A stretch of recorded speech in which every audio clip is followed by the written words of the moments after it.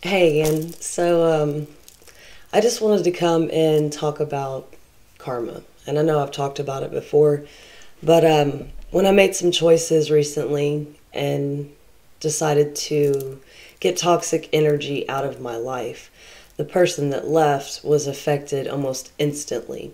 They lost their vehicle, have no money, and I'm talking within hours of me making a choice to close a chapter. And when he was leaving, he kept doing things. And I kept saying, just go. Stop being ignorant because all you're doing is creating a list for karma of things that you want back. Just quit.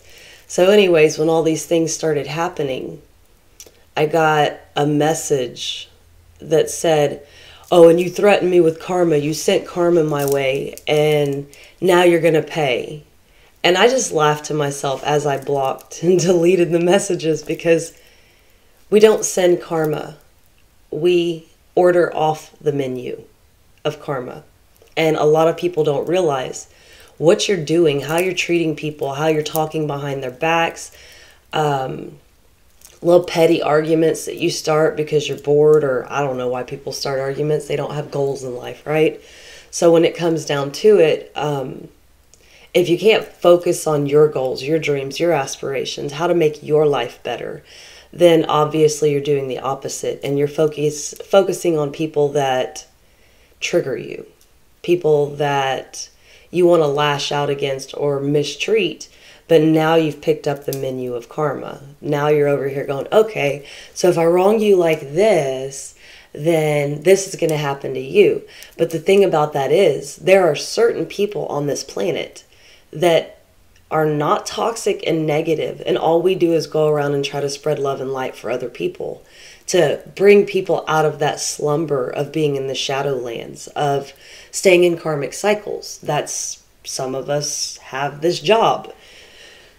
This job is exhausting because we tend to attract a lot of broken and wounded people, and those people, as they begin to wake up, get triggered. Well, what they're triggered by is their own behavior, actions, and their past. But it's so easy for them to turn around and say, oh, well, you did this to me. You made me feel this way. Now I'm going to retaliate. That's a very immature, emotional standpoint. And a lot of people are stuck in those childhood traumas. You know, either there was abuse, there was neglect, there was tearing you down mentally. I mean, I've shared some of my past that my parents weren't mean. They weren't, they didn't beat us. They didn't necessarily deprive us on a lot of levels, but there was an emotional immaturity from them, which didn't allow my sisters and I to mature really on our own without doing that healing work. And I have two sisters that I don't really speak to much. One will be moving in with me soon. But it boils down to we didn't get the lessons to help us be bigger and stronger and more mature. You know, we've had to go through these karmic cycles over and over and over again until we can learn the lessons. And the thing about that is those lessons, you almost feel like you're drowning, right? You're very alone. Sometimes your body can hurt, your ears ring, your head is killing you. You just find yourself like, I just can't. I can't anymore. And I get it. I've been there. I've taken the zombie walk is what it feels like, you know? And even when I was at work yesterday, one of my little girls, she always comes late. And her mom's been bringing her early. And at one point, she's just walking like this. I got a 14-month-old baby. And all I could do was say, poor thing, and go over and give her a hug because I know she's exhausted. Her life is changing. And honestly, working with all of these babies has helped me to understand from the smallest to even the biggest of the changes and how they affect us. And most people are just like, no, I'm good. I don't want to endure that. I don't want to take that walk anymore. And it's very hard, especially when you're doing it alone, because that is the soul's journey. A lot of time you are on your own. You know, you don't have a guide holding your hand going, okay, come on, let's go this way. If we go this way, come on, it'll be okay. We're going to be safe. That's not how this works at all. You have to trust your intuition, that gut feeling. You have to listen to your mind without getting trapped in your mind. You have to decipher what is true and real for you compared to another karmic lesson. Another karmic lesson. If you could fold that menu and just put it away, that would be ideal. But that's not really how any of this works, because we are constantly growing and learning. This is the Imaginarium. I've said that before. It's one thing I'll keep reminding everybody. You're here to build and create and find yourself. You're here to find what's within you that you can share with the world, to help people open up, crack out of their shells, be born into who they're supposed to be, right? Because it's easy for everyone to tell us who we're not supposed to be, what we're not supposed to do. Nobody can tell you who you're supposed to be. That's only for you. And then even that can change, right? Like a light switch flipping off and on, off and on. Some days you're on, some days you're off, you know? Life is a stage, as much as we don't realize it, I guess, or don't want to admit it. I don't know. When it comes down to it, you have new options every second of every single day. It's not even a new day, because you can wake up in a really bad mood and someone can put a smile on your face. The next thing you know, your day was the best day that you could ever imagine, but it started off so negative for you.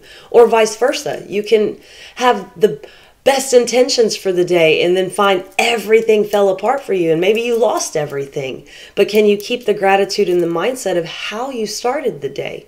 Because when it comes down to it, like I said, every second you're making a choice. Just like me choosing to get back on here again. After I've dealt with a lot of emotional, I won't call it trauma, they're lessons.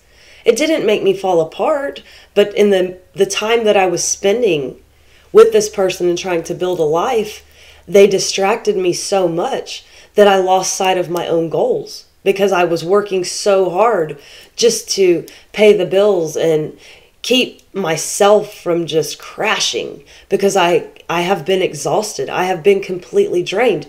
But that's what happens when you live with a toxic person. And the sad thing is, you don't know the true intentions of their heart really at any given time. And for that person to turn around and say, oh, you sent me karma, that just shows exactly who they are.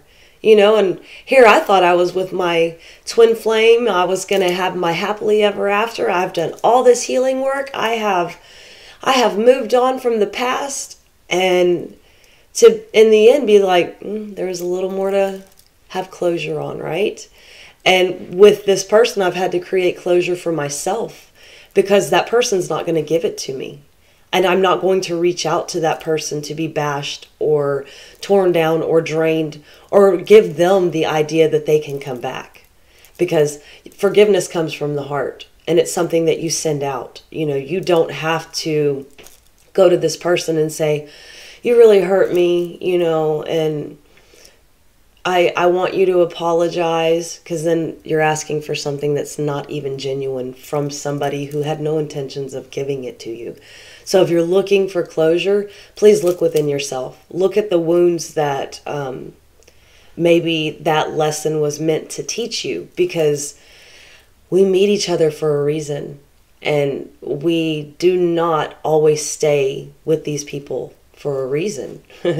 You know, what is it? Rejection is God's protection. And I wouldn't have felt that way a week ago. Not to say I've sat here and cried or torn myself up, but I have looked within myself and thought, okay, how could I have handled that differently? How could I have even handled the ending differently to allow that person to have closure? So remember, when you are trying to separate yourself from something that you realize is no longer for your higher self, you know, that it doesn't serve anything on your path in your life. It's distracting you. It's putting in blockages. They're crossing your boundaries. It's just test, test, test, test, like a kid. Stay out of the street. They go in the street. Stay out of the street.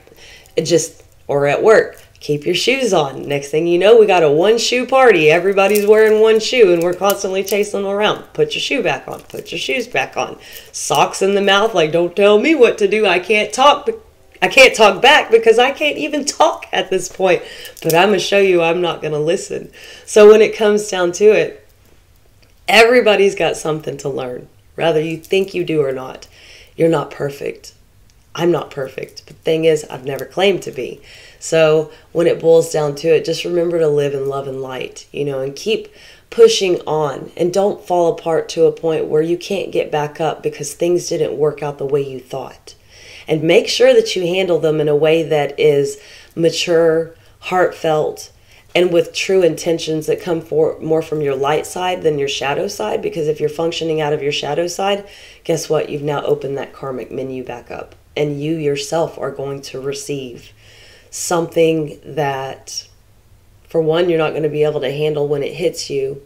Two, can destroy your entire life, make you feel like you're insane, make you start at the very, very bottom again.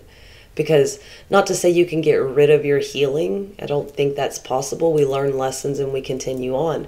But you can lull yourself back to sleep because it's easier. It's easier to hang out with toxic people that make us feel vivacious and wild or work us to death, whatever it is. But if you have somebody like I was dealing with that was very codependent of my energy, it's time to cut ties with those people, because if they're not giving back, guess what? Eventually you're pouring dust from an empty cup because they never gave you anything. They took everything and then they went on their way, and they don't even have anything because they didn't utilize what you gave them from your heart and soul in a loving manner that was meant to help them.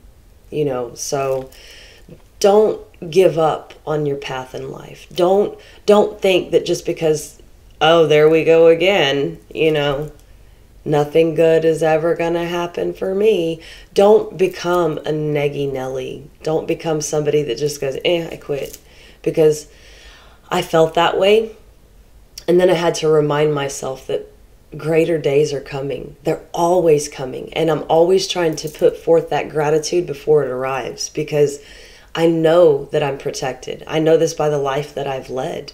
The pathways that I've been down, that I shouldn't be here, I say I shouldn't.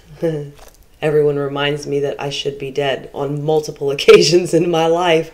And I'm over there like, really? I didn't notice that. But okay, whatever you say. But also those people reminding me of those things did help me realize, oh, that was something that really tested my physical endurance or my mental capacity or my emotional level of being. These are like checkpoints in life to help you understand. So remember, when things get very tumultuous, when things feel like you're in that fire and you just can't take anymore, just remember that you are a piece of coal that's being turned into a diamond. Don't give up hope. Don't give up faith. You got this. We all got this. And I'm going to try to start coming on here more again, because I used to try to be that one person that could give you that motivation or the inspiration or something that would spark that creativity in everybody. Because believe it or not, y'all actually give it back to me, So sharing is caring, just not with your friend's sippy cup. I don't know. Just thinking of work again. But for now, I'm going to leave it at that, and just remember to close the karmic menu so you can go on in peace, love, and light. Talk to you later. Bye-bye.